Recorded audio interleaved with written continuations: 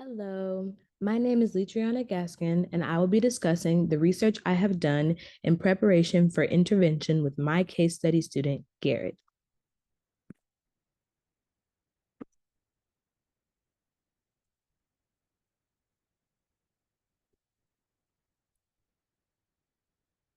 I am a third grade teacher at Washington Elementary School in West Palm Beach, Florida. I have lived in Florida all my life and actually went to Washington Middle School. A few fun facts about me are that my favorite subject is math, although I teach them all, and my favorite color is purple. My hobbies include reading books, watching TV shows and movies, and exercising at the gym. Garrett is an 8-year-old third grader in my class at Washington Elementary School. He lives with his mother, Pamela, and his one sister, Becky. He's a hands on learner who loves the outdoors and enjoys exploring nature through swimming, camping, and hiking. His favorite part of the day is recess and PE. Garrett's strengths in literacy are his listening vocabulary and his oral communication skills, while his weaknesses include reading comprehension and fluency and decoding words. On a more personal note, he also lacks the confidence and motivation kids his age have in school because he is aware of his shortcomings in reading. Garrett's performance on the assessments listed here are evidence of his literary strengths and weaknesses. For example, his scores on the phonemic awareness assessment show exactly which type of sounds he struggles with the most, substituting middle sounds, and which he feels more confident in, rhyming or identifying beginning sounds. His raw score of a 33 on the early reading attitude survey landed him in the 68th percentile among other third graders, and his academic reading raw score of a 20 landed him in the 32nd percentile. Currently, his fluency running record is 58 words per minute with substitutions for different words. And his phonics PSI, or primary spelling inventory score, was an 11 out of 26 because he has difficulty identifying short and long vowels, digraphs, and blends. How does Garrett measure up? An average third grader would score somewhere between a 20 and a 23 on their PSI for phonics, and Garrett scored an 11 because of the difficulties mentioned before. The average third grader is able to identify and manipulate phonics patterns and has a fluency rate of between 95 and 120 words per minute with accuracy and expression. Not only does Garrett struggle with some of the phonics patterns, but his fluency rate is well under that at 58 words per minute. And he has very limited expression when he reads, which causes a problem in comprehension as well. The average third grader is able to generate synonyms and use more descriptive language without repeats, whereas Garrett has a significantly oral vocabulary than expressive vocabulary. Therefore, he uses a lot of the same words again and again because he can't conjure up new words. The reading component that I decided to target was phonics. I wanted to target phonics so that Garrett's skills with blending and using digraphs and vowel sounds would improve. I believe that improving his phonics would directly improve his fluency, and therefore his reading rate would increase. And I believe that targeting phonics would make it easier for him to connect ideas across sentences and understand the point of what he is reading rather than just decoding every word of a story. Overall, the goal was to develop a more positive attitude towards reading and build his confidence so that he knows that although things may be challenging and may feel hard, he can still get through them because he is very smart.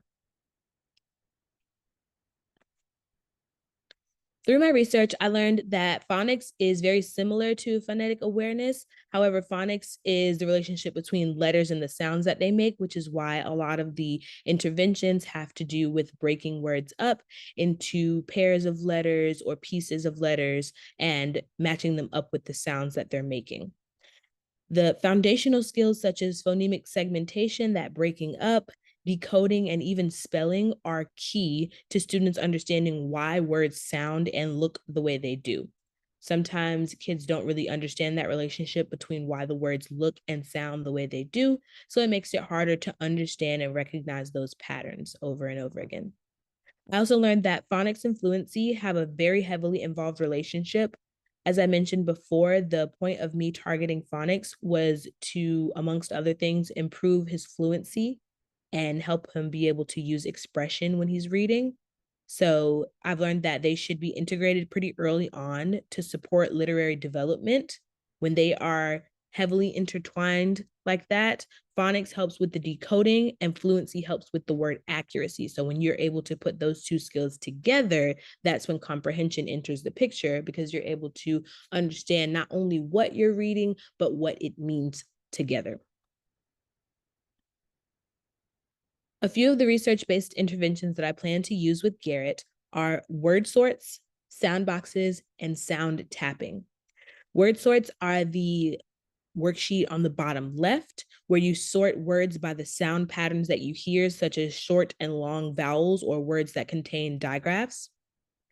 For example, lot, dot, and hot are all CVC words that will go in the ot column because they are short O words. Sound boxes are the worksheet in the middle. They are a hands-on learning approach that is meant to help students learn how to manipulate letters.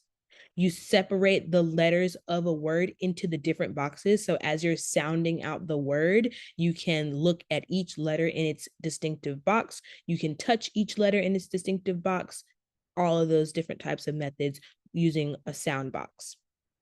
And sound tapping is shown on the bottom right. It's a multisensory approach that's aimed at blending and letter manipulation, kind of similar to sound boxes where you're sounding a word out. Sound tapping has that little physical aspect to it, though. Usually, kids use their fingers, pointer, middle, ring, and pinky, and they're tapping those fingers onto their thumb, representing a syllable or a sound that's making the whole word. Most of these are CVC words as well. For example, pig, right? They want to be able to hear the P, the I, and the G in the word. So that would be 3 fingers being tapped to his thumb one at a time so that he can hear every sound in the word. My expectations on Garrett's improvement, implementing these interventions and a few other ones, I expect him to make meaningful progress. I want him to have better decoding skills, especially on words that are unfamiliar to him or that he has never seen in text before. And I want him to have greater accuracy in differentiating between short and long vowel sounds. Overall, like I've said, with phonics and fluency being so closely intertwined, I expect his reading rate to improve and increase, as well as his expression when he's reading, so that he really starts to have fun with what he's reading and understanding what he's reading. And moreover, a more positive attitude towards reading, because I know Garrett has a tendency to shut down when he gets frustrated because he feels he's being too challenged.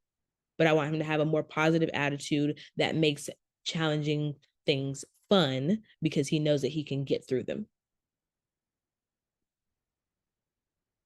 As a reflection, I want to reiterate that all 6 components of reading are important. They're all very intertwined and they all depend and work on each other. So it's important to assess a student's abilities across them all rather than just focusing on comprehension or vocabulary. You can't really build one without the other 4 or 5.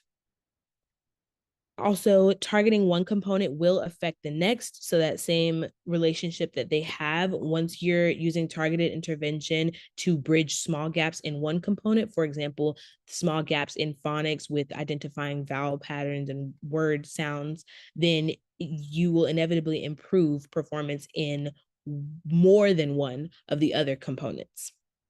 As far as future teaching implications in my classroom, knowing these things will help me be more intentional when I'm choosing interventions to try, not only with Garrett, but with other students. We have such diverse students with such diverse learning needs. So knowing the importance of the components of reading and the way they work together will help me be intentional on how I'm choosing to support my students, as well as what activities really would speak to them and make things fun and make them interested. So similar to differentiating by interest, if I know I have a hands-on learner, I want to use a hands-on activity, so on and so forth.